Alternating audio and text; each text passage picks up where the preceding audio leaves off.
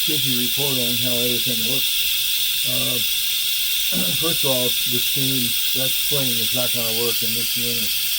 Obviously, it's softer. Then this is for a Gen 2, probably pre-pressurestat, and this is where it just blows off constantly. So, it's actually letting off a lot more steam than the other one did. So that's got to be replaced. Where I'm set at right now, I'm set at, looks like 1.0 is my upper limit, and it's going to drop down. It's turned off right now, it's going to drop right down. This is 50 degrees here for the group head temperature, which is actually quite good. Usually pull about 90, 92.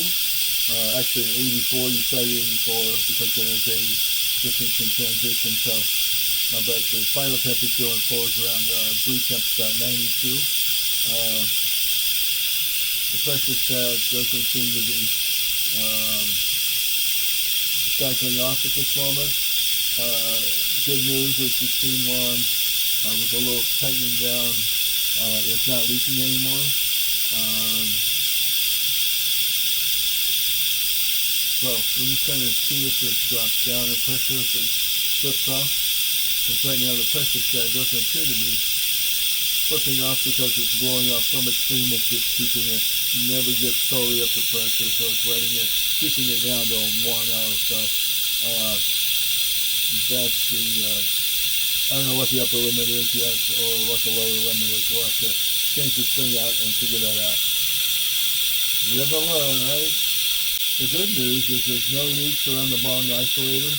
It seems to be doing quite well the way it is. The temperature is really, it had climbed to 52. I shut the machine off now, so it's going back down.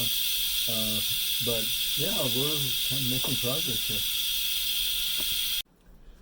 So I did a couple experiments here, and here's what I discovered. I put a mushroom, a Teflon on the spring mushroom, and it actually stopped the steam from coming out. But I'm afraid now that the spring, I should buy a spring to match, so I'm going to have to replace the spring and put a mushroom on here instead of that ball bearing, and I think that'll work. You want to make sure for safety purposes that this flips off at 1.5 or 2 or whatever and seals back down so that you have the boiler is safe. And this is a very important element, so I need to replace that for sure. The other thing is that playing with the pressurestat, they're supposed to be adjustable. I've made some adjustments to it, and now I can't get it to the bandwidth that I like, but I may have to put an adjustable pressurestat on here, which is what I think you need on these kind of machines. So those are the two things that I've got going right now. Everything else is up and running and fine. So I will play with that, and I may have to order a couple parts, so there may be a small delay.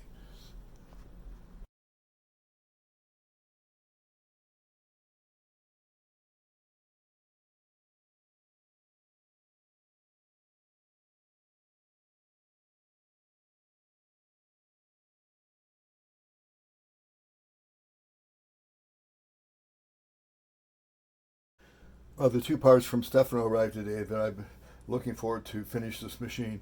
The first is a meter adjustable pressurestat. I actually haven't seen this one before. It's a XP112. The ones I have a wheel that you can spin. This one has a screw on the back side. It's preset for 1.0 from the factory. It can go, I think, from 0.5 up to 1.2, maybe 1.5 if you need to. I've marked the two terminals on here that need to be marked. This third one is not being used. I'll probably just put a small cap on it just so it's not live in any situation. But all you have to do is really just to disconnect the old one, put this one in place. Put some Teflon tape on it just for assurances.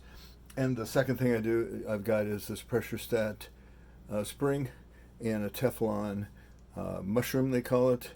You can see that the spring has fewer windings than the others, so it's going to stay closed more often. So I'll show you these two replacements.